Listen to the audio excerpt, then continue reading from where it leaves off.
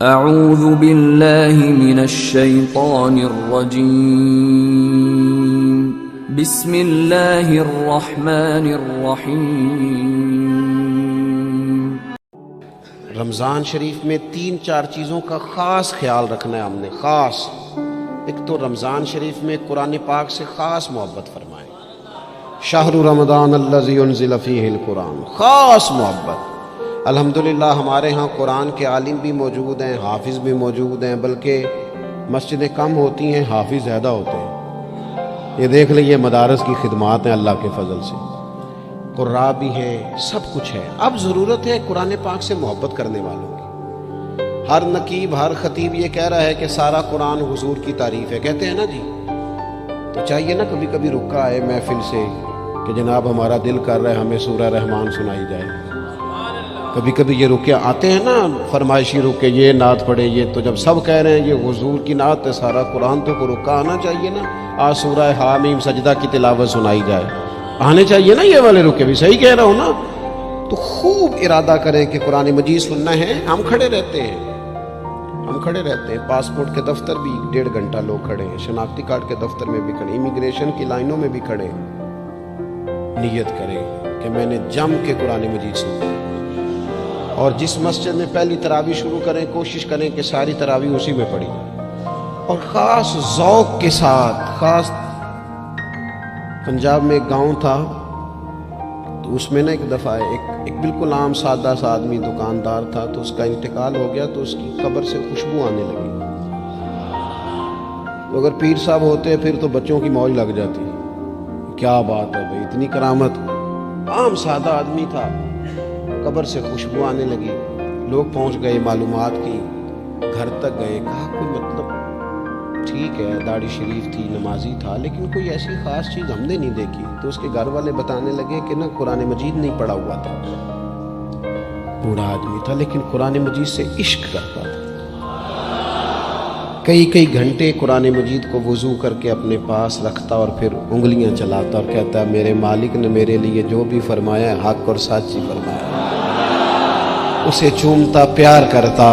اللہ نے یہ اعزاز دیا کہ اگر انتقال ہوا تو قبر کی مٹی سے بھی خوشبو آنی شروع ہو۔ خدا را قرآن پاک سے پیار کریں، خوب ذوق بنائیں کہ ہم نے قرآن مجید کو سننا ہے۔ دوسری میری گزارش یہ ہے آپ حضرات سے کہ سحری میں اٹھنا تو ہے ہی، سودا لینے کے لیے بھی جانا ہے، ہمارے ہاں دہی دودھ کے لیے بھی لوگ صبح صبح جاتے ہیں، تو ایسا نہ کریں کہ تھوڑا 10 منٹ اور جلدی اٹھ جائیں اور پورا رمضان تہجد کی نماز پڑھیں۔ بڑی پسند ہے نبی کریم کو تہجد کی نماز۔ صبح اگر 2 رکعتیں نصیب ہو جائیں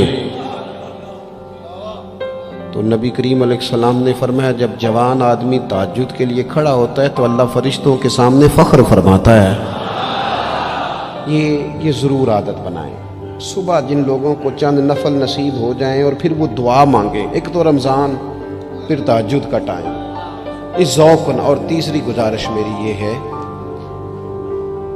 غریب آدمی جو ہوتا ہے وہ سمجھدار نہیں ہوتا، چونکہ عقل مند ہونے کے لیے تو پیسے ہونا بھی تو ضروری ہے نا۔ میں نے دیکھا ہے کہ بالکل ان پڑھ آدمی ہو لیکن سیٹھ ہو نا، تو بڑے بڑے سیانے لوگوں کو نصیحتیں کر رہا ہوتا ہے اور اس کی سنی بھی جا رہی ہوتی۔ میری غربت نے کیا مجھ کو زمانے میں بدنام، تیری دولت نے تیرے عیب چھپا رکھے۔ یہ نا غریب آدمی، اگر سیانے ہوتے تو وہ بھی مالدار نہ ہوتے، یہ بھی سمجھدار ہوتے۔ یہ بیچارے کمزور ہی اس لیے رہ جاتے ہیں کہ ان کو چالاکیاں، تیزیاں الا ماشاءاللہ نہیں آتی۔ تو کئی دفعہ غریب تکلیف بھی دیتا ہے، جب آپ کچھ بانٹنے لگتے ہیں، جب کچھ آپ دینے لگتے ہیں تو کچھ چیزیں محسوس بھی ہوتی ہیں۔ بندہ دیکھ کر خیرات نہ کریں، اللہ کی رضا دیکھ کر کریں۔ ہمیں صحیح حدیث میں اس شخص کا تذکرہ بھی ملتا ہے جس نے آ کے نا محبوب کی چادر کو کھینچا تھا، یہ بخاری میں، اور گردن مبارک پہ نشان پڑ گیا تھا۔ اس نے کہا میں کچھ لینے آیا ہوں، چادر کو کھینچا، تکلیف ہوئی بظاہر، لیکن محبوب نے پھر بھی جب عطا کیا تو مسکرا کے ہی عطا کیا۔ غریب آدمی تکلیف میں ہے، مہنگائی نے آزمائش پیدا کر دی ہے۔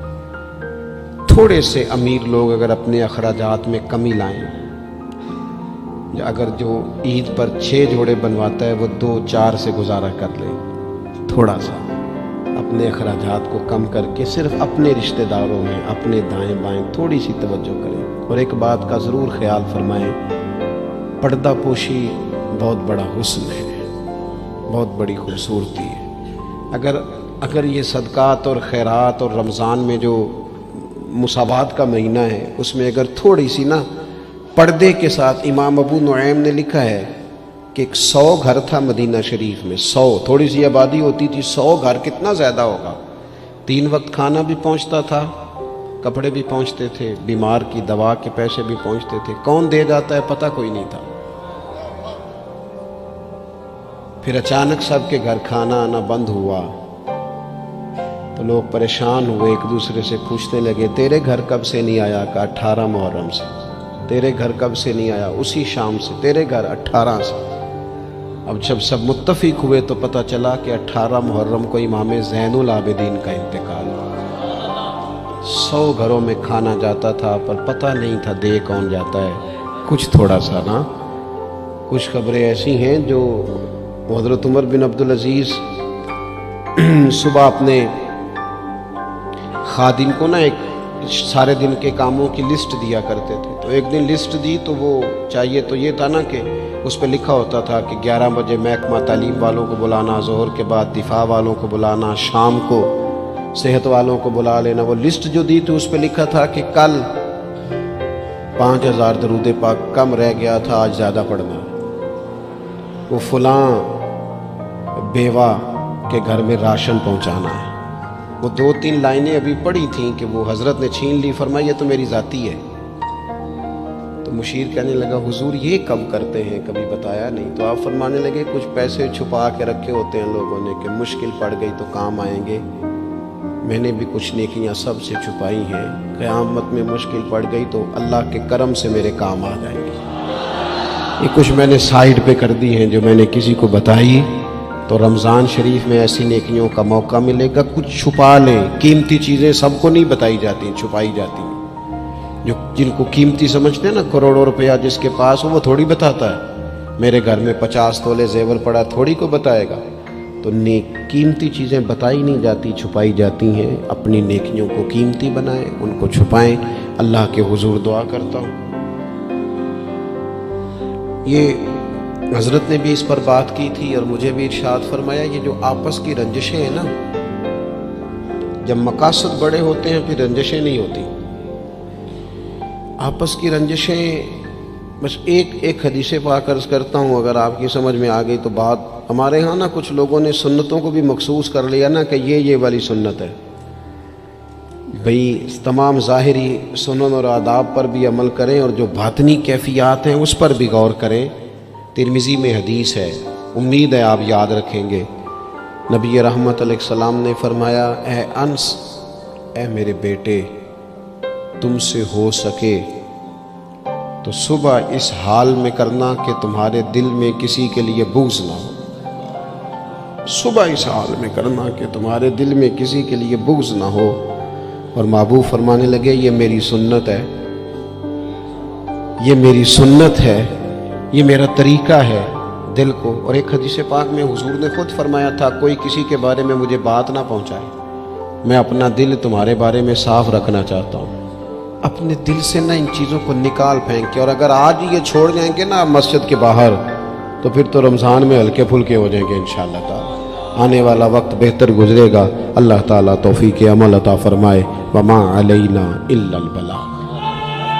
اللہم صلی علی سیدنا و مولانا محمد معدن الجود والکرم وآلہ وصحبہ وبارک وسلم۔